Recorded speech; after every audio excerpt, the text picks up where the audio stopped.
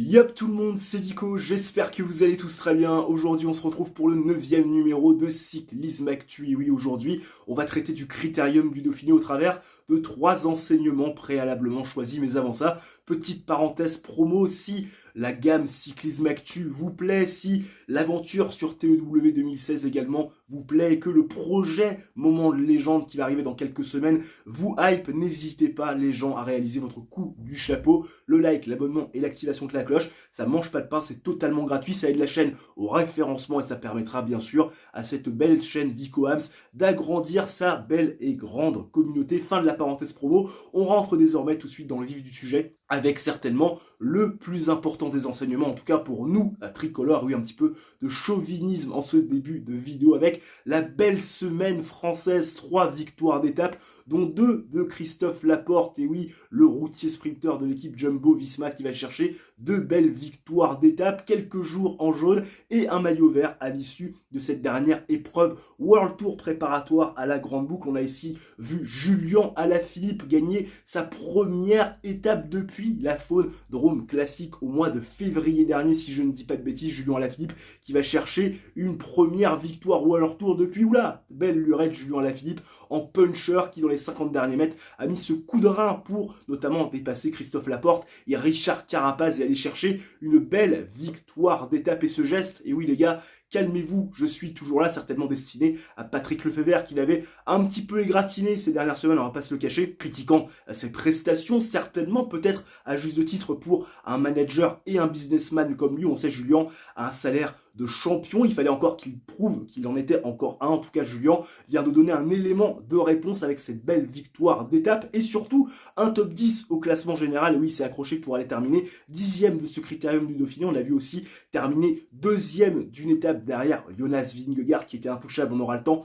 d'en reparler prochainement. En tout cas, Julien Alaphilippe qui lève les bras, c'est une image qu'on a envie de voir sur le Tour de France et pourquoi pas en début de grande boucle pour aller chercher, pourquoi pas, un maillot jaune, lui qu'on rêve de retrouver leader de la grande boucle. Il avait fait déjà il y a quelques années auparavant. On lui souhaite bien sûr le même malheur entre guillemets à Julien. À noter et bien qu'il y a eu aussi une belle 6e place de Guillaume Martin, et oui, le grimpeur de la Cofidis qui était quand même assez discret, on va pas se le cacher, a réalisé une 5e place sur la dernière étape, notamment devant Jay Hindley à moins d'1 minute de l'intouchable Jonas Vingegaard. L'ami Guillaume Martin qui, malgré un contre-la-montre compliqué, va chercher un top 6 qui va lui permettre pourquoi pas d'acquérir de la confiance. Ça, Guillaume Martin était un petit peu en délicatesse en ce début de saison, ça va lui donner de la confiance et pourquoi pas des idées pour aller chercher soit un nouveau top 10 sur le Tour de France, ou pourquoi pas enfin une victoire d'étape sur la Grande Boucle. À noter également la 18e place de Lenny Martinez, qui est peut-être le rayon de soleil de l'équipe Groupama FDJ sur ce critérium du Dauphiné. Lenny Martinez,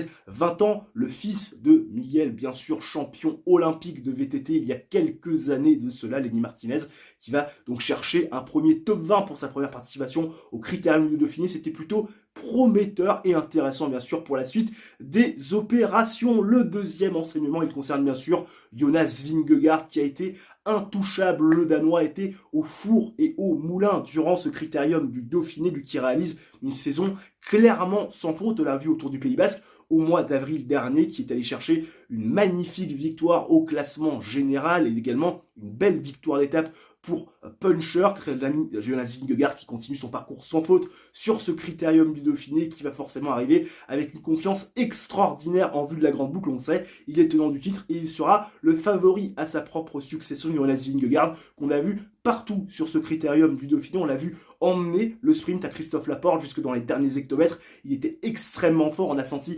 énormément de puissance. On a vu également Jonas Vingegaard très à l'aise en contre-la-montre, à mourir à quelques secondes du meilleur temps de l'exercice chronométré. On l'a vu gagner une étape pour pur puncher avec ses fameux 3 km 800 à plus de 8,8% de moyenne. On l'a vu également mettre tout le monde d'accord sur la première étape de montagne. Bref, on a vu un Jonas Vingegaard absolument extraordinaire qui clairement fera office, s'il en est encore question, de grandissime favori pour le Tour de France.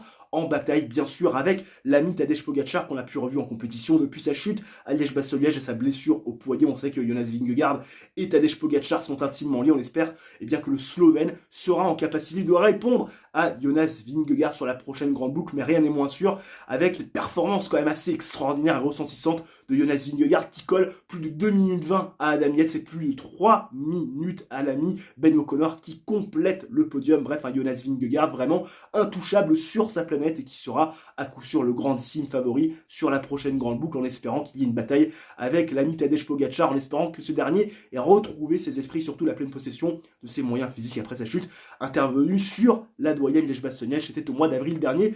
Vous vous en souvenez certainement. Le troisième et dernier renseignement, il concerne David Gaudu. David Gaudu qui est dans le dur, méconnaissable sur le chrono. Et oui, David Gaudu, on le sait, c'est un bon tout à grimpeur, mais qui a réussi ces dernières semaines, ces derniers mois, ces dernières années, et bien quand même à réaliser des chronos plutôt sympathiques et être capable d'être au même niveau que les meilleurs grimpeurs qui jouent les classements généraux. Là, clairement, c'était pas le cas. Et puis surtout, on a vu un David Gaudu loin, très très loin de pouvoir suivre le rythme des meilleurs et des favoris pour le classement général. Lui qui voulait, sur ce critérium du Dauphiné, et c'était, c'est dire, s'étalonner face à Jonas Vingegaard. Et bien clairement, ça a fait pchit. On a vu David Gaudu loin, très très loin des meilleurs, et surtout terminé à une anecdotique 30e place. Alors on le sait, le critérium du Dauphiné, ce n'est pas forcément représentatif de ce qui va se passer sur le Tour de France, parce qu'il y a encore quelques semaines entre le critérium du Dauphiné et le départ de la grande boucle, et surtout de la 3e semaine du Tour de France, qui sera comme chaque année décisive. Mais enfin quand même, David Gaudu, c'est vrai qu'il a été assez décevant, comme la majorité de l'équipe Groupama FDJ. Ça avait été expliqué par Valentin Madouas.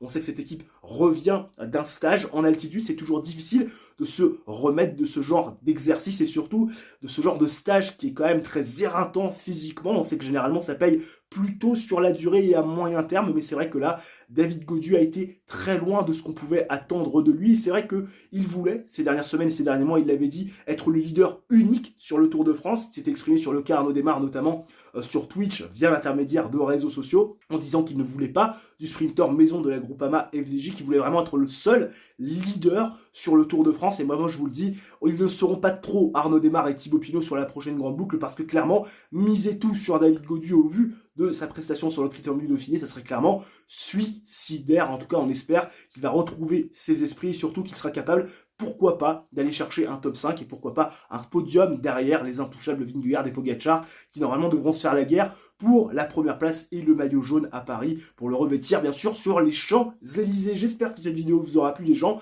Si c'est le cas, bien évidemment, n'hésitez pas à réaliser votre coup de chapeau. Le like, l'abonnement, l'activation de la cloche, ça mange pas de pain, c'est totalement gratuit. On se retrouve très prochainement pour une nouvelle vidéo de sport, bien sûr. D'ici là, portez-vous bien. Ciao, bye bye et à la prochaine.